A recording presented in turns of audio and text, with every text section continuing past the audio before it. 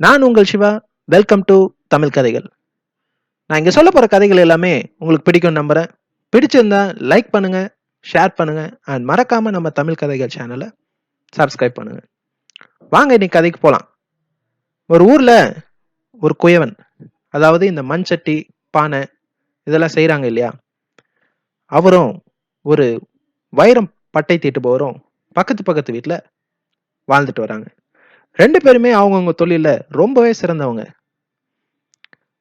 அவங்க செய்யற பொருட்களை பல ஊர்களில் உள்ள மக்கள் விரும்பி வந்து வாங்கிட்டு போவாங்க. ஒரு நாள் குயவனை எதேச்சியா சந்திச்ச வைரம் தீட்டுபவர், எப்படிப்பா இருக்க, உன் வேலையெல்லாம் எப்படி போகுது அப்படின்னு நலம் விசாரிக்கிறாரு.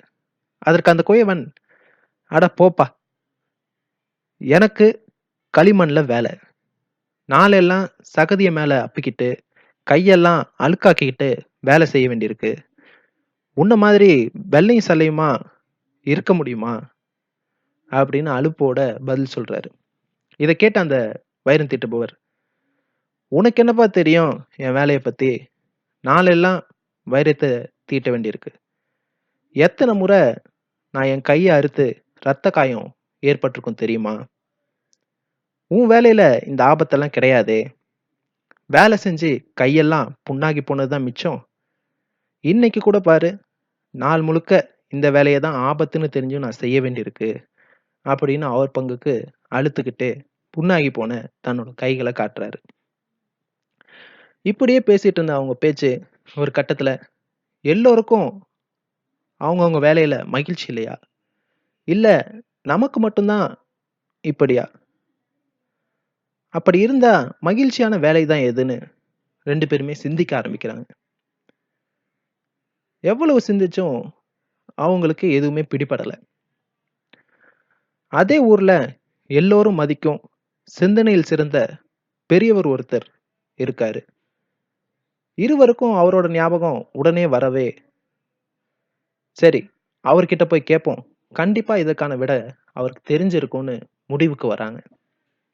உடனே அங்கிருந்து கிளம்பிய ரெண்டு பேரும் பெரியவர் இருக்கிற இடத்தை அடையறாங்க. அவரை பார்த்து, ஐயா, எங்க வேலையில அலுப்பும் ஆபத்தும் தான் தெரியுது, எப்பவும் மகிழ்ச்சியா செய்யக்கூடிய வேலை ஏதாவது இருந்தா சொல்லுங்களேன்னு அவரை பார்த்து கேக்குறாங்க. பெரியவர் ரெண்டு பேரையும் பார்த்து சிரிக்கிறாரு. சரி, உங்க ரெண்டு பேருக்கும் நீங்க இப்ப செய்யற வேலையை தவிர வேற ஏதாவது வேலை தெரியுமான்னு கேக்குறாரு. ஒருத்தர் முகத்தை ஒருத்தர் பார்த்து ரெண்டு பேரும், இல்லையா, எங்களுக்கு நாங்க செய்யற இந்த வேலையை விட்டா வேற எந்த வேலையும் தெரியாதுன்னு பதில் சொல்றாங்க. உடனே அந்த பெரியவர், உலகத்துல மண்பாண்டங்களும் தீட்டிய வைரங்களும் இயற்கையாவே கிடைச்சா என்ன நடக்கும் சொல்லுங்க பாப்போம்னு அவங்கள பார்த்து கேள்வி கேட்கிறாரு. அதுக்கு அவங்க, எங்க வேலைக்கே மதிப்பில்லாம போயிடுமே, சொல்ல போனா எங்களுக்கு வேலையே இல்லாம போயிடும்னு பயத்தோட பதில் சொல்றாங்க. அதுக்கு அந்த பெரியவர் கேட்கிறாரு, அப்படின்னா உங்க வேலைக்கு என்ன மதிப்பு சொல்லுங்க. களிமண்ணை மண்பாண்டமா உருவாக்குவதும் இயற்கையிலேயே கிடைக்கும் வைரத்தை மின்னல் போல பளபளக்க செய்வதும் தான் எங்க வேலைன்னு ரெண்டு பேரும் பதில் சொல்றாங்க. உடனே அந்த பெரியவர் சொல்ல துவங்குறாரு, உலகத்துல குறைகள் இருப்பதால தான் உங்கள் இருவருக்கும் வேலை இருக்கு. அந்த குறைகளை நிறை செய்யும் திறமை உங்களுக்கு இருக்கிறதால தான் உங்களை மக்கள் மதிக்கிறாங்க. அந்த திறமை மத்தவங்களை விட உங்களுக்கு அதிகமாவே இருப்பதால தான் உங்களை தேடியும் வராங்க.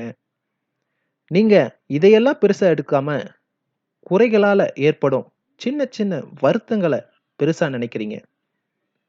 மகிழ்ச்சியும் மகிழ்ச்சியின்மையும் நீங்க பார்க்கிற பார்வையில தான் இருக்கு, செய்யும் வேலையில இல்ல. குறைகளை அவற்றை நிறை செய்யும் வாய்ப்பா பார்க்கிறவங்க மகிழ்ச்சியோட இருக்காங்க. குறைய, அதில் உள்ள சிரமங்களை மட்டுமே பார்க்கிறவங்க வருத்தத்தோடயே இருக்காங்கன்னு சொல்லி முடிக்கிறாரு.